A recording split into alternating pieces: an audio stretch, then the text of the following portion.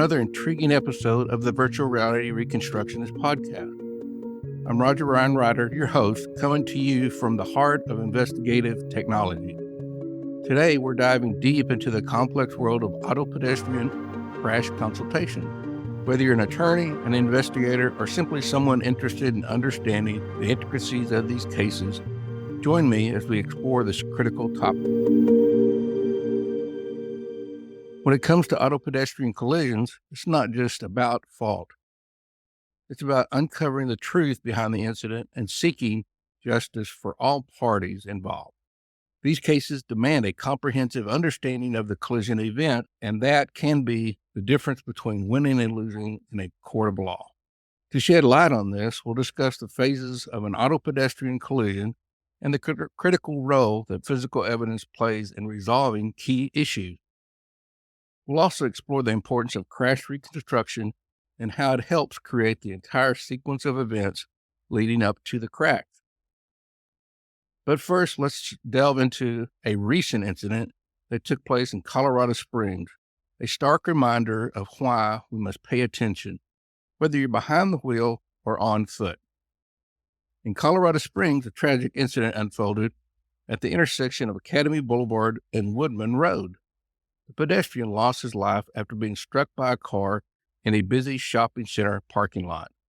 Preliminary reports suggest that speeding and alcohol were not contributing factors. Detectives are still investigating the details of the incident.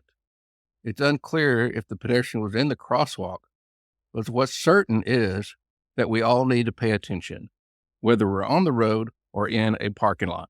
This incident reminds us of the critical need for meticulous investigation and crash reconstructions, even in seemingly straightforward cases. Every piece of evidence, every detail matters when trying to determine the truth. Now let's talk about auto-pedestrian collisions. To gain a deeper understanding, let's explore the phases of an auto-pedestrian collision and why they're crucial in understanding the events that occur. When we examine auto-pedestrian collisions, we break them down into these distinct phases: the initial impact, the trajectory, and the ground contact. Each phase provides vital information about what transpired during the incident. For instance, the initial impact can reveal how the pedestrian was initially struck and carried by the vehicle, while the trajectory phases help us understand how the pedestrian separated from the vehicle and was thrown forward or vaulted up and over the vehicle. Lastly, the ground contact phase involves the movements on the ground until the pedestrian comes to rest.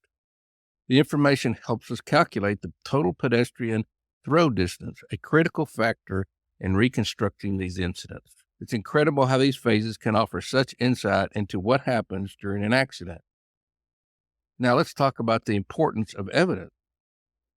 What kind of evidence should be gathered following an auto-pedestrian collision, and how does it aid in reconstructing the event? Evidence collection is paramount in these cases. We need physical evidence like photographs, measurements of tire marks, vehicle damage, bloodstains, and other debris. We also rely on the traffic collision report, detailed medical records of the pedestrian's injuries, and statements from all parties involved and witnesses. This evidence, when analyzed alongside the principles of engineering and physics, allows us to reconstruct the crash accurately. It helps us determine factors such as the initial impact location, vehicle speed and impact, and the orientation of the pedestrian relative to the vehicle, all of which are essential in litigation cases. Now let's delve further into the phases of an auto-pedestrian collision and why they are essential in understanding these events. The first phase, as we discussed earlier, is the initial impact. It's during this phase that the pedestrian can wrap around the front end of the vehicle and be carried by it or be vaulted up and over the vehicle. This movement in time is critical in determining the point of contact and how the pedestrian was initially struck. The second phase is the trajectory, and it's when the pedestrian may separate from the vehicle and is thrown forward or again vaulted up and over the vehicle. This phase provides insights into how the force of the impact propel the pedestrian and in what direction. Understanding the trajectory helps us piece together the sequence of events leading up to the collision. The third and final phase is the ground contact, which can involve a combination of rolling, tumbling, and sliding into the ground until the pedestrian comes to a rest.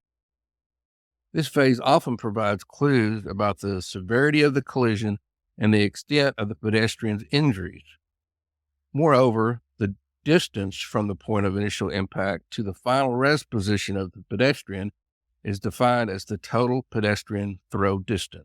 Not surprisingly, throw distances generally rise with the increased impact speed. Now let's discuss why these phases matter. In litigation cases involving auto-pedestrian collisions, these phases play a pivotal role in establishing crucial elements. These elements include determining the location of the initial impact, understanding the speed of the vehicle at impact, assessing the speed and orientation of the pedestrian relative to the vehicle at impact, and evaluating whether the crash could have been avoided. Visual evidence collected at the scene of the crash, along with data from crash reconstruction, is vital in resolving these issues.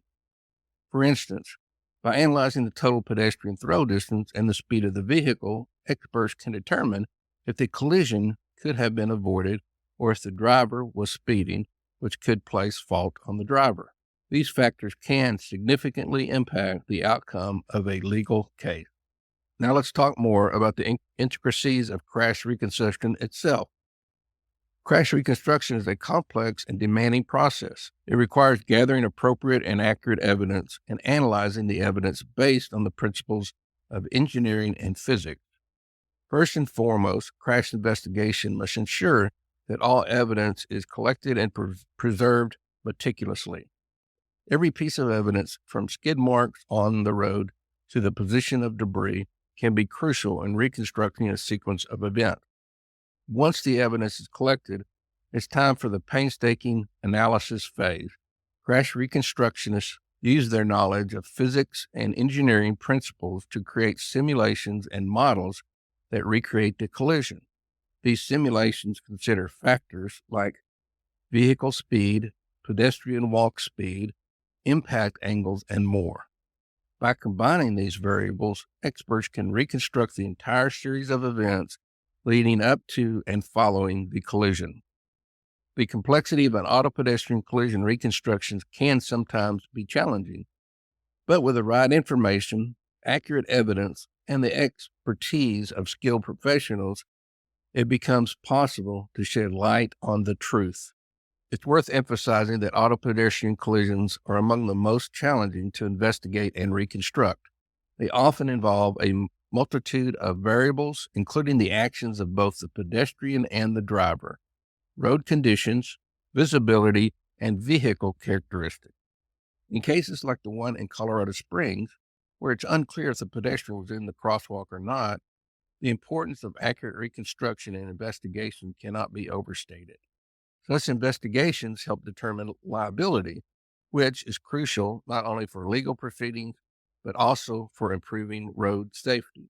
It's a somber reminder that auto-pedestrian collisions happen more frequently than we'd like to think. In fact, the city has experienced 7 such deaths already that year.